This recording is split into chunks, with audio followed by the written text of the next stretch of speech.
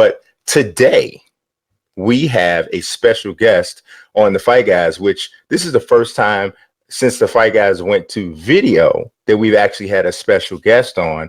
And he's a very special guest to me because I got an opportunity to meet him a while back. He probably doesn't remember because it was insignificant to him, but important to me. It is Showtime analyst and Hall of Famer Steve Farhood. We're going to bring Steve in right now. How you doing, Mr. Farhood? This is Brian Mazik and Peter Kahn here of the Fight Guys. We have you live on now. How are you doing today? I'm doing great. It's great not only to talk to you, but to actually see you. Absolutely. Yeah, I understand. Some people don't want to see me, though. So, I appreciate that. So it's great to get an opportunity to talk to you. We may have some people who want to ask you some questions. Of course, it's about boxing. I know, sometimes you might get tired of talking about that, but, That's okay. It pays the bills. Who are you telling? I understand. So there's a show coming up, Showtime, in Broken Arrow, Oklahoma, and it is a pretty interesting matchup. Can you talk to us a little bit about that main event and maybe the card that's coming up? Well, the main event is really interesting because you have this fighter from Russia, Vladimir Shishkin. He's 8-0, and it wasn't that long ago. When I started in boxing, if you were 8-0, you were a 4-round fighter. Right. And maybe if you were 18-0, you were a 6-round fighter. Well, times have changed, obviously. And this Shishkin is being moved very rapidly, over 300 amateur fights. We've heard this story before. And he's in with a fighter named DeAndre who will be on ShoBox for the third time. And DeAndre is a full-time firefighter from Ohio. And I think it's going to be a really interesting fight because Shishkin never fought in America before. We don't know what he's got. But he is coming off a win over a guy who fought for a world title. So he looks like he's the goods. And, ShoBox is a proving ground for fighters like this. So we'll see what he's got. Right. Exactly. I mean, this is where fighters come to step up and to get to that next level. So for Shishkin, I mean, he has an opponent that's basically kind of a gatekeeper for him and to see what he's going to be able to bring moving forward. And, look, we've seen a lot of things, Steve, in boxing recently where, people are starting to ease up a little bit on guys getting losses, not writing somebody off the minute that they get their first loss or second loss. Because back in the day, you can have losses and you can still move forward and fight for a world title. And I like the idea that guys that are 8-0 that have had an extensive amateur career are stepping it up fast instead of, no disrespect, but, instead of fighting tomato cans for the first 15, 16 fights. Well, I think a lot of these Russians and fighters from the former Soviet Union, there's a reason they're moved so quickly. Well, first of all, they all have huge amateur backgrounds. Secondly, we all know that the culmination of a great amateur career is the Olympics. Now, until the fall of the Soviet Union, you only had one Russian fighter in the Olympics. So if there was a great fighter from Ukraine or from Uzbekistan or from Kazakhstan, well, they didn't get to fight in the Olympics because it was all one country. Now, 17 countries from the former Soviet Union, and you have tremendous amateurs from Uzbekistan, from Kazakhstan. We saw it with Lomachenko and many others. They're all Olympic-hardened fighters. They come over here, a lot of them, and what I've noticed about them and talking to their trainers, they're all mature. They're not, even if they're young, even if they're 22, 23, they're very mature. They all very often have families already, and they also have that hunger. So when you combine the amateur background, the hunger to be great, and the maturity, well, it doesn't take as many fights to become a contender.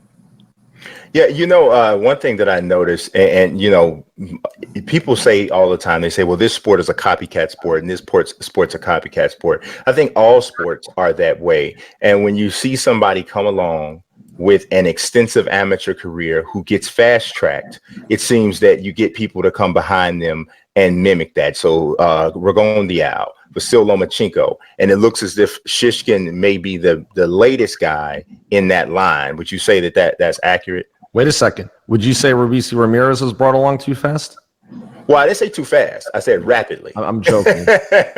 Well, and there's another reason. There's another factor, I think, that comes into play in the last few years, which is that fighters don't fight as often as they used to. Right. So now, this Shishkin is a 10-round fighter. Mm-hmm. You're a 10-round fighter. In the old days, you might fight every 3 weeks, every month, every 2 months even. Today, if a 10-round fighter fights 3 times in a year, he's considered busy. Yeah. So I think that makes you fight a better quality of opponent at an earlier age than you might have only a few years ago. Now, Steve, talking about ShoBox, you've been doing ShoBox for quite a while. It's, consistently been the proving ground, like I said earlier, for fighters that are on their way up.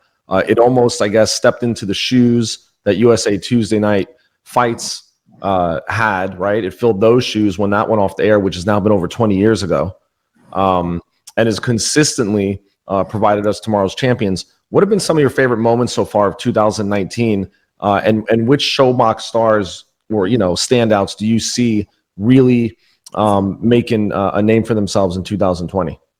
Well, I think in recent months, the two best prospects we've had on have been Devin Haney, who is already championship quality, and Jaron Ennis, who's actually going to be on Friday's card off TV, but I think we're going to show highlights of his fight, and he'll be back on Showtime at a later date, presumably. But those two fighters just seem to be a cut above. Before that, it was Regis Prograis, no doubt about it. I mean, championship quality, obviously he's a world champion now. So a stat I'm going to use on the show Friday night is that we've done, I don't know, somewhere between 250 and 300 shows, and we've had 80 future world champions on the show. So basically you're getting one future champion on every 3 show boxes, roughly. It's amazing statistic. Pretty amazing. And it's been that way for 19 years. So I think we've filled a void. Tuesday Night Fights, fantastic series, ran for 17 years, but very often they made their biggest ratings points with Hector Camacho, Larry Holmes. Washed up guys, yeah. It wasn't always prospects. Showbox, for the most part, with exceptions, ShoBox for the most part has always been about prospects and matching them tough. It's a very simple premise, yet nobody else has ever even tried it, I think partly because we do it so well. That's a good point, because Gordon Hall is pretty strict about who he allows on ShoBox. Promoters just can't put who they want. I mean, the approval process is pretty tough, and some promoters don't want to take certain risks that Gordon holds the promoters to, which is, I guess, what's made it very competitive. And another thing about Gordon and ShoBox is that we've never been hesitant to put a fighter on who's lost. It all obviously depends on how you lose. There are second-round knockout losses, and there are competitive decision losses. And the fighter we have in our main event, DeAndre Ware, has gone one-on-one on ShoBox. He lost his first fight to Chem Kilic on ShoBox. So he's been brought back. So if you give a good effort, you can be brought back. And we'd like to see that carry over to even bigger platforms on TV, because it's a good thing.